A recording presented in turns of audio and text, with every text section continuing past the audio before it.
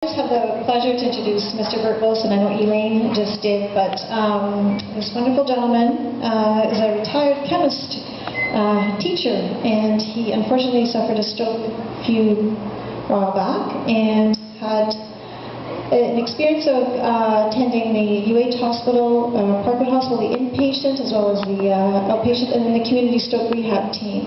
And so I will hand over the mic to Bert, and he can share his experience with in the healthcare system here. Good afternoon, ladies and gentlemen. My name is Bert Wilson. I'm here to speak a few words. I'm asked to speak a few words about Clifton Ardell. I've never met Clifton Ardell face to face before, but I certainly know a lot about it because I know leadership means. To me, leadership means you've got a vision and a goal, and then you pick the best team that you possibly get. Teach them what you want them to do, and then step out of the way and let them do the job they're exceedingly good at. I think that describes Clifton Ardell very, very well. I think in London, many of us do not appreciate the fine gem of medicine we have got. When we leave London and we say we're from London, people say London, England, you don't sound like London, England, or you don't sound like London, Connecticut. Where do you come from? What if you ever mention University Hospital, St. Joseph Hospital, or Parkwood Hospital? They know exactly where you come from.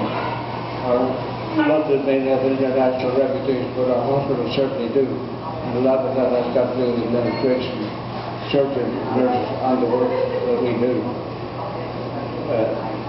My life, up until June the 8th, 2009, was moving along wonderfully well. In fact, I was on the computer trying to remember my fourth golf seat head that week, and my stroke hit me. 2 seconds, my life was turned upside down.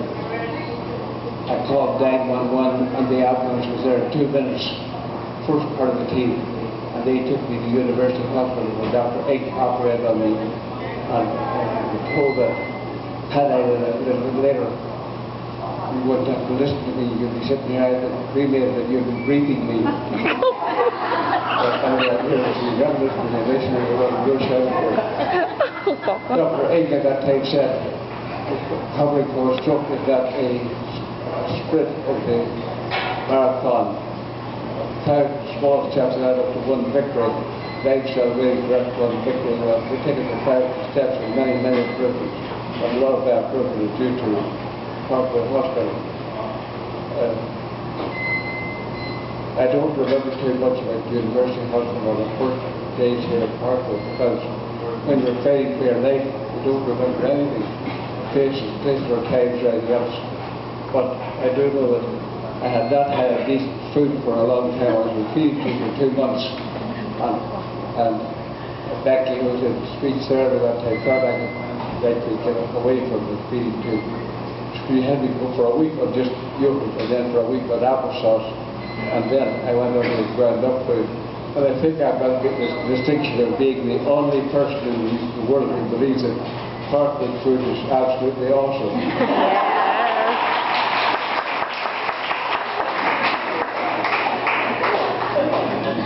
Anytime I felt down here, my daughter will always say, Dad, do not feel that way. We don't want you to feel that way. Don't let yourself down, and more importantly, don't let all those teams down that will fail to save your life. And they have been saving my life. I remember the teams well. My nurses were very new, so I kept over 2 minutes, but I do remember Mother and Marilyn, Short Debbie and Tall Debbie. That's what we call it there. You kept her over so you think you just run the last end, and she was Short Debbie, Tall Debbie. We remember them very well. And as well as Amanda, and we had a wonderful physio team in Darlene and Benj and Louise. And I remember Wanda, the nurse Wanda, and Louise would come in their spare time and walk me up and down the halls. They weren't supposed to do that, but they tried to make my balance better so that I worked like a woman. And they certainly helped me a lot. When I got home, I still had a lot of support from the Parkwood people. There were people that helped me in many, many ways. Fabian and Christine Cardi taught me how to climb steps up and down and all kinds of things. We were trying to get my balance back.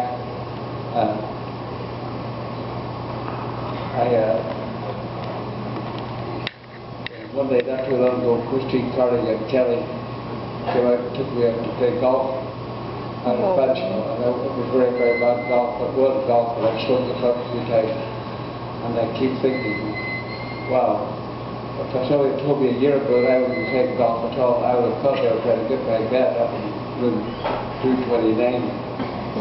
Because it had me so trouble with it. But as I played golf, I don't know swings. My swing never was any good, but I think I'm better at it with Kid Parkwood. At least I let her follow through. There's wonderful tea that came around and poured me. Crystal was stayed in our big many times. She had to watch me eat breakfast, lunch and dinner. And as well, she holds my throat to make sure I'm swallowing properly. And she scheduled me for another very swallowing test pretty soon. All these teams work together to help very, very much.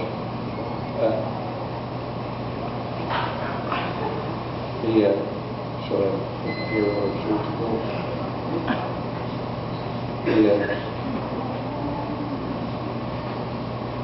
I was very happy, very glad when I did go home. I had these teams come to Portland.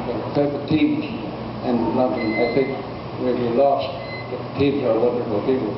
I have a caregiver called Ellen, and she tells me sometimes I'm a spoiled brat. I think in Filipino, spoiled brat means person who likes good things, surrounded by beautiful, beautiful girls. That's what I learned. One of the things I learned at Parkwood Hospital, which I appreciate the beautiful, beautiful teams and all the wonderful things they do.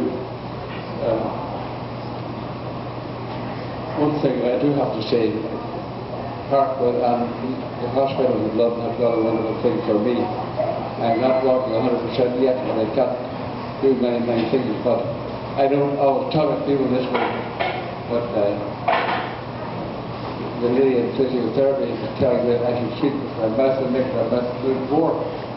So if I look weird, it's not me, it's the physiotherapist who tells me to do that. I'm not doing it all the time, but I should. She says, speak with a big mouth, and I think that should come naturally, but it isn't coming naturally most of the time. To the people in Parkwood, St. Joseph's, and University Hospital, they're all big teams, and they're teams, high league teams, coached by what the coach Cliff Lardell.